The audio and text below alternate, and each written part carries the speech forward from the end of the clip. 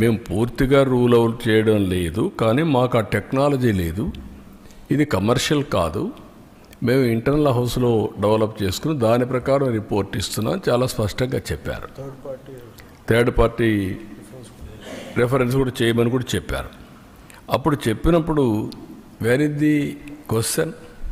First report confirm చేశారు, ఏ రిపోర్ట్లో చూస్తే చేశారు.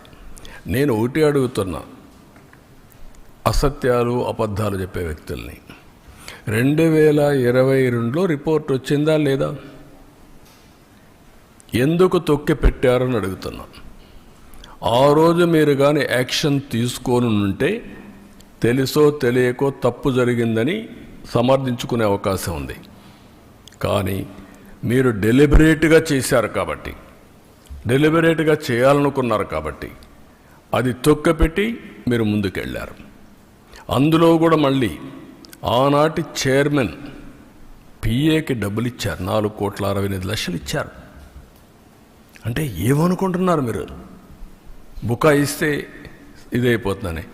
ఇంకా రేపు రాబోయే రోజుల్లో ఆ రిపోర్ట్లని చదివితే ఇంకా చాలా విషయాలు వస్తాయి. టీటీడీ బోర్డు చైర్మన్కి తెలిసే జరిగింది. మెంబర్లంతా కూడా ఎవరంటే వాళ్ళు పోయి కూర్చొని వీళ్ళ మనుషులకు పెట్టుకొని పర్చేస్ కమిటీలో నిర్ణయాలు చేస్తారు, వాళ్ళే ఈరోజు ఎదురుదాడి చేస్తారు. ఇది మంచి పద్ధతి కాదు. అంటే మీరు దౌర్జన్యం చేస్తేనో లేకుంటే రౌడీజం చేస్తేనో ఇక్కడ మీ ఆటలు సాగుతాయనుకుంటే ఆ రోజులు అయిపోయినాయి. మీరే చూశారు ఈరోజు రాష్ట్రంలో. ఆ రోజు ముఖ్యమంత్రిగా నేనే ఉన్నాను. వివేకానంద రెడ్డి మర్డర్ చేసిన నెక్స్ట్ డే కత్తి నా చేతిలో పెట్టారు. ఇప్పుడు అదే చేయాలనుకుంటున్నారు. మంచి పద్ధతి కాదు. అది కూడా మీరు పెట్టుకుని దేవునితో పెట్టుకున్నారు, నాతోనే కాదు, దేవునితో పెట్టుకోవడం మంచిది కాదు. ఇది ప్రతి ఒక్కరు కూడా మక్కాకు పోవాలని ముస్లిమ్స్ అనుకుంటారు, దారుసలాముకు పోవాలని, జెరూసలాముకు పోవాలని క్రిస్టియన్స్ అనుకుంటారు. అదే సమయంలో తిరుపతికి వచ్చి దర్శనం చేసుకోవాలని హిందువులు కోరుకుంటారు. ఒక్కసారి కాదు, ఎన్నిసార్లు వీలైతే అన్నిసార్లు వస్తే అంత మోక్షం వస్తుందని, అదే మరి వాళ్ళ జీవితానికి విముక్తి వస్తుందని కోరుకుంటారు. అలాంటి పవిత్రమైన వెంకటేశ్వర స్వామితో పెట్టుకోవడం మంచిది కాదు. నేను ఎప్పుడూ నమ్ముతాను, కలియుగ దేవుడు వెంకటేశ్వర స్వామి, ప్రజల్ని కాపాడేది వెంకటేశ్వర స్వామి. మనకి ఏ సమస్యలున్నా మనం ఆయన మొక్కుకొని ఆయన మీద భారం వేసి పనిచేస్తాం. అది మన యొక్క సంస్కృతి సాంప్రదాయాల్లో ఒక భాగం. మనందరికి కూడా ఆ పవిత్రమైన దేవుడి మీద నమ్మకం. ఇప్పుడు జరిగింది నమ్మకం విశ్వాసం పైన దాడి, వెంకటేశ్వర స్వామి పైన దాడి. అది మంచిది కాదు.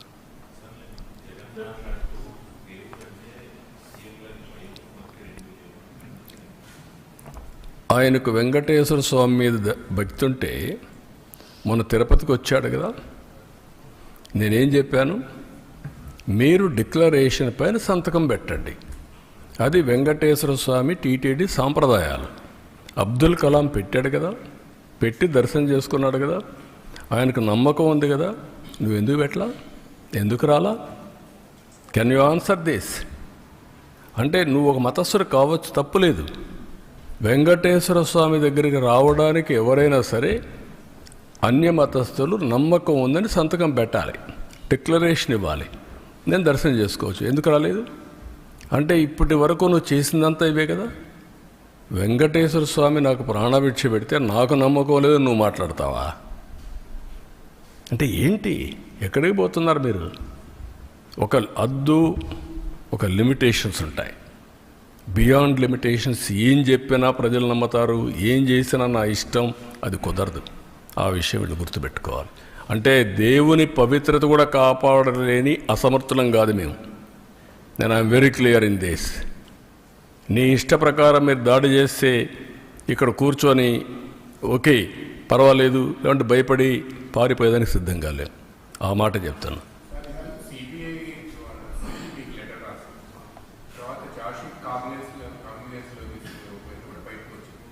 అందులో ఎక్కడ కూడా సూత్రధారులు ఎవరు అనేది తెలుసు. ఒక చిన్న పన్నుతోనే ఇదంతా సాధ్యం అవుతుందా? బోర్డు మీటింగ్లో 2020 ఫిబ్రవరి 29వ తేదీన బోర్డు మీటింగ్లో తమ్ముడు కేశవ్ గారు చెప్పినట్టు టెండర్ మొత్తం మార్చేశారు రూల్స్ అని. ఎలా సాధ్యం అవుతుంది అంటే బోర్డు మీటింగ్లో మాత్రం? ఒక్కొక్కసారి ఇన్వెస్టిగేషన్ ఏజెన్సీలో కొన్ని వస్తాయి. సిబిసిఐడి కానీ సిబిఐ కానీ ఇవన్నీ ఉంటాయి. అదే సమయంలో పార్టీలు are free to file in the courts. కాబట్టి అవన్నీ చేసి దోషుల్ని కాపాడడం, దోషుల్ని పనిష్ చేయడం బాధ్యతగా తీసుకుంటాం. ఉండే అన్నీ కూడా ఏ మార్గాలు ఉన్నాయో అన్ని మార్గాల ద్వారా, అన్నింటికంటే అండి మీరు గుర్తుపెట్టుకోవాల్సింది, ప్రజల మనోభావాలతో ఆడుకున్న వ్యక్తుల్ని, దేవుని పవిత్రతని దెబ్బతీయాలనుకున్న వ్యక్తుల్ని ఉపేక్షించే సమస్య లేదు. ఏమేమి పాసిబిలిటీస్ ఉన్నాయో అన్ని విధాలా చేసి నేను ఒక మాట చెప్పాను. ముందు మాధవ సేవ, తర్వాత మానవ సేవ. దేవుడే లేకపోతే సేవ ఏం చేస్తాం? నమ్ముకునేది మనం అందరం డెస్టినీ, దేవుడు. ఆ దేవుణ్ణి ఏ మంచి జరిగినా చెడు జరిగినా దేవుణ్ణి ప్రార్థించి ముందుకు పోతాం. అలాంటి దేవుడికే ఇది లేకపోయినప్పుడు కానీ మనం ఏం చేసినా కూడా ఫలితాలు రావనేది నా నమ్మకం.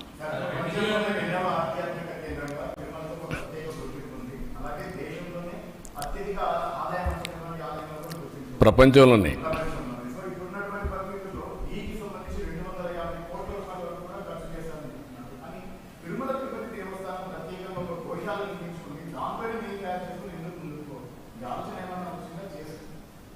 అవి కూడా మేము ఎక్స్ప్లోర్ చేస్తాం. అంటే ఒకటి దేవునికి చేసే సాంప్రదాయాలు ఒక యాంగిల్, ప్రసాదాలు తయారు చేయడానికి మనకు చాలా కావాలి.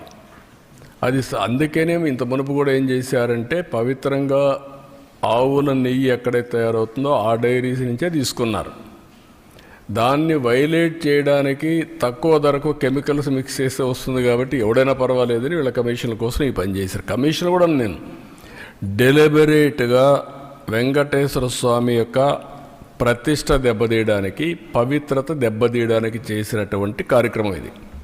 ఇక్కడ డబ్బులు గిబ్బులు అక్కడ కాకపోతే వదిలి కొడతారు, అది వేరే విషయం. కానీ పవిత్రత దెబ్బతీయడం చాలా ప్రమాదం. That is where all of us has to understand. ఏ సిట్ మీద? సిట్ మీద ఎట్లా? ఎందుకు సిట్ మీద కమిటీ ఏంటి?